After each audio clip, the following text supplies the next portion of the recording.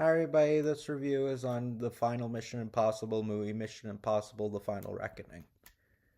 So the plot of this movie is after the events of the last movie, after Ethan and Grace got obtained the key to the entity, they're pursued by the entity's guardians and agents and try to pursue them and then they both have to contact the IMF to help them stop the entity, and they both go on a big huge adventure while Gabriel, who's one of the entity's guardians, tries tries to get Ethan and obtain the key, and then afterwards unleash the entity and hopefully the IMF stop them and save the world. I didn't think I would actually say this, but I'm gonna flat out say it. This is my favorite Mission Impossible movie. I'm dead serious. It's not. I guess sometimes you could say it's often that final installments can be the best ones. I guess you could say, like, I don't know, like Return of the King, How to Train Your Dragon 3. Yeah, so there's some final installments that definitely can be some of the times the best ones. But this is a really good, not just because it's grander and it has some of the best action, but that is, even though that is a huge part of why. But I feel this is the best Mission Impossible movie because it works as a way for in a lot of different ways. Like, it's a great finale. It's a good wrap up showing all the friends Ethan has made along the way and all his allies coming together and just going to show that he started as just a spy working for the IMF, and then afterwards he became more of a team player and a leader. And also the fact that not only does it work in that way, but it's just a good film because it's not just Tom Cruise's movie. Because even if disregarding the other movies, this is definitely a big one that where it focuses more on everybody, and it focuses on the fact that this franchise is about a lot of characters and not just Ethan. Because Grace gets a particularly big part in this film, just like she did in the last one. And you know what? I do really like their relationship and their partnership together. I think Tom Cruise and Haley Atwell work really good together. Yeah, for in the Dead Reckoning Part One, you kind of felt like they were just going to be the typical thing where Ethan's going to hate having a thief work with him, and then they're going to bicker and get along. But no, they actually worked really well in the last one, and here it goes. It even shows further that they're actually really good teammates and they actually cooperate with each other. And Benji and Paris as well joining them, they all work really well together. It's and they're showing that they know that Ethan can't do this alone, and Ethan is even willing to go on all these dangerous missions and recover the keys and trying to go these great desperate measures in order to protect the image of the IMF and protect um all his agency and his country and such. So yeah, it's a really good story about teamwork, which is something that the franchise early on didn't really focus on, but the later movies definitely did. And even the action in of itself, it has some of the best action I've seen in the franchise. It's really really good. There's a lot of great stunt work with Tom Cruise as always, because Tom Cruise, he always likes to do all those crazy stunts. And yeah, I guess you probably noticed on the poster for this movie he's hanging on a yellow plane. I admit, while that scene is really cool and um it's very thrilling, it does drag on a bit. It was cool, like trying to see him hang on to the wing of a really old plane and the guys trying to get him off. Like, that's cool, but I swear it went on for like 10 minutes, or maybe even longer than that. Like, I swear a good chunk of the movie that was it. And I get it, like hanging on a plane and trying to keep on, that's cool, but I think they really stretched that a little too long. Maybe that's why the budget for this movie was so high, because maybe they spent too much time and money on this one stunt, and it's not even really the best stunt in the movie. I think, like, particularly a lot of there's a part where Ethan even goes underwater, and I thought that was great. That was very exciting because as someone who kind of has a bit of claustrophobia. I don't the idea of like going underwater and being trapped in there, like it's not really a great thought, and it is very thrilling. So I thought even like that moment like was even more exciting than just riding on a plane. But not that the plane scene was bad, but I just feel like it kind of dragged a little bit. But even everyone else still gets some really good moments. Haley Atwell works really great. She's not just, they're not just bringing up the fact constantly she was a thief. They're not bringing they're the other IMF agents aren't just bringing up the fact that she might not be a good person and might not be trustworthy because of her history. No, they actually treat her as a genuine colleague, and I like that. I like that they didn't just go for the obvious conflict. They went with the bigger conflict of which is stopping the entity.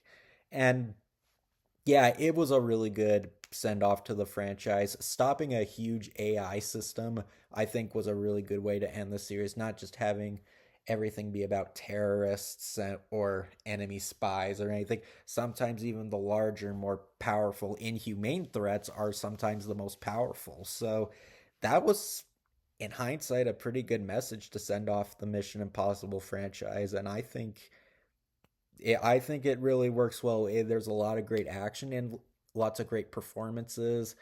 As always, not just Tom Cruise, but everybody else is amazing. Ving Rhames, he's always amazing.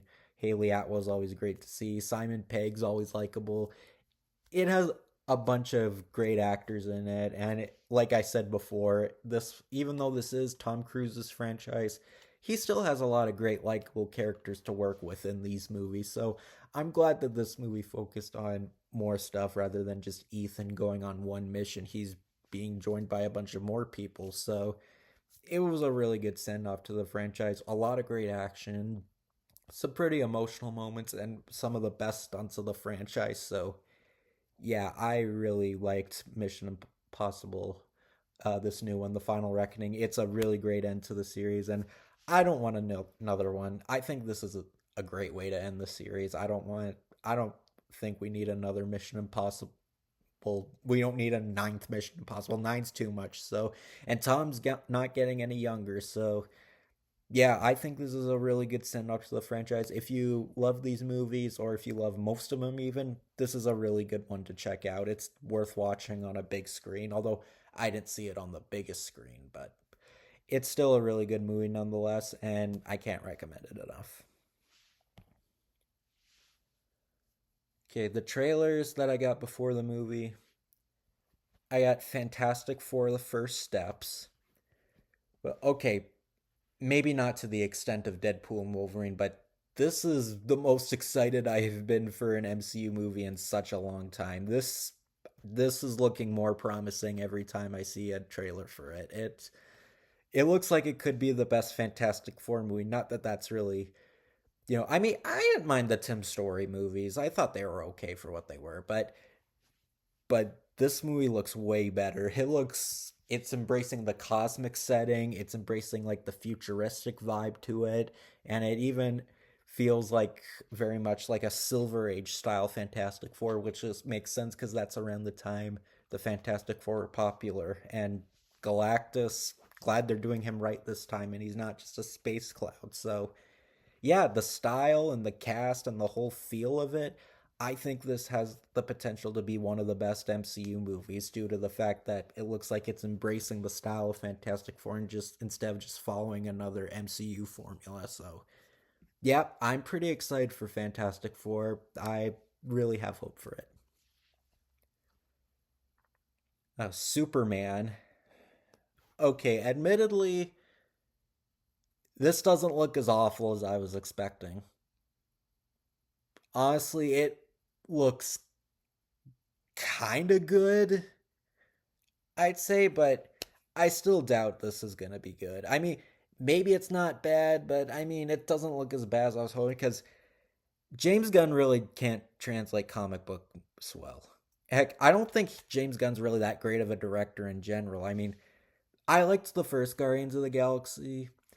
The Suicide Squad, I know I did when I reviewed it when it came out. I did really like it when I first saw it, but now I just think it's okay. Honestly, it's one of those movies I like less every time I watch it.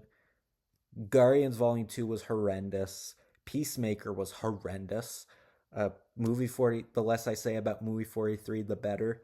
I never seen Slither or Super, so but they're probably not worth watching given Guns fans don't even talk about them. But yeah, Super, it doesn't look bad. I mean, the emotional aspect that they show in the trailers, like the conversations between Superman and Lois. I mean, granted, yeah, he did yell at her, but like, they do seem to have like a cute little relationship, and even the relationship between him and Martha Kent. It's very Superman All Seasons esque, which that's one of the big reasons that's one of my favorite Superman comics. But it looks okay. I mean, I don't really like the cinematography. The color grading's really bad, but honestly, if this is everything James Gunn says it is, that it won't be another Guardians of the Galaxy, if he's honest this time, this has potential to be his best movie. Not that that's a high bar, but I think it may or may not be good. Maybe it could suck, but it doesn't look as bad as I was expecting, so that's something. Jurassic World Rebirth. You know, admittedly, I want to see this. When they first announced this movie, I was like, oh god, another Jurassic World movie. Can they stop? But when I saw the trailers and the more they revealed about this movie, I'm interested. It actually looks like it's trying to more so be its own thing. It because the whole plot of this movie is that it's supposed to focus more on thrills and intensity, and it's trying to be more scary. Well, it's not a horror film, but like they want it to be more like a chilling creature feature. And yeah, yeah, I think this could be the best Jurassic World movie because I like. I mean, I like the first Jurassic World, but admittedly, yeah, the parts where they keep reminding you of the first movie. I know I say I hate when people misuse the term fan service, but yeah, the fan service does kind of take you out of it. This looks like it's trying to be a scary, creepier dinosaur film, creature feature, like an expensive B movie, and I have hope for this. I think this one could be good. So yeah, Jurassic. So yeah, the new Jurassic World, it actually might be good. So here's hoping it is.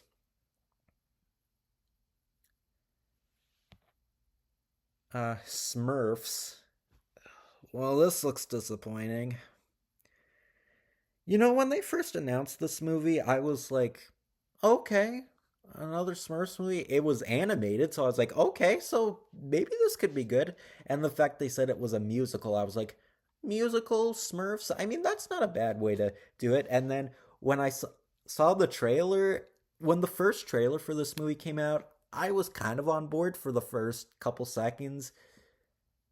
But it's another live action movie. Why? Why do they keep putting the Smurfs in live action?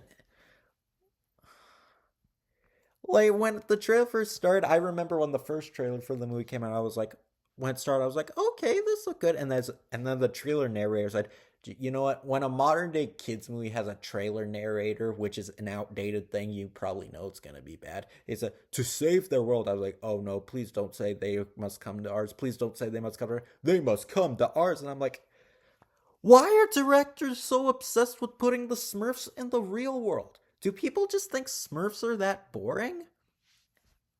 Is their world not exciting enough? They live in little mushrooms and their main enemy is a wizard and they face dragons and creatures and stuff.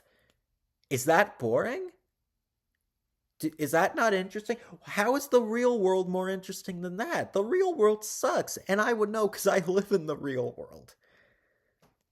I mean, I'll give it this. Unlike the live action movies, there's no human characters, and the Smurfs are at least appealing to look at. They don't look disgusting, but that's not really a high bar. But or who knows? Maybe this is another sponge out of water situation. Like remember the when Paramount marketed that, they made it look like most of the movie was live action when only the third act was. Maybe Paramount's doing the same thing to this, but that's just wishful thinking because they didn't even confirm this movie was live action until the trailer. In fact, Nickelodeon was making this movie, but they dropped out once the trailer hit. They announced that they dropped out, so Maybe there was some studio interference, but yeah, Smurfs. Yeah, I don't think this will be good. And I got Naked Gun.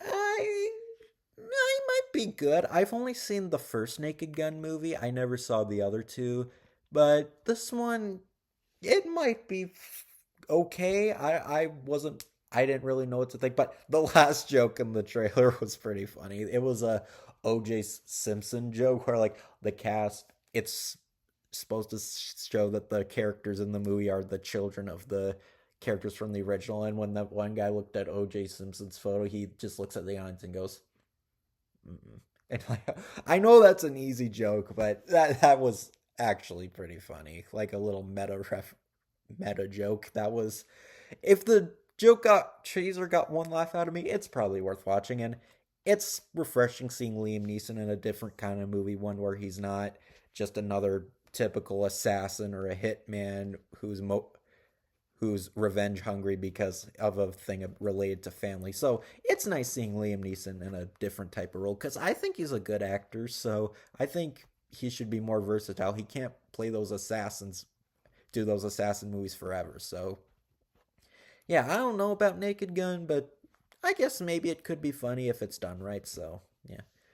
So yeah, Final Reckoning, a very good send off to Mission Impossible, my favorite of the franchise, and so far one of my favorite films of the year. And I didn't think I was even gonna say any of. Well, I was really hyped for this movie, but I didn't think it would be my favorite Mission Impossible. But it's a really good movie. If you're a fan of the franchise, this is a must see. So take care, everybody.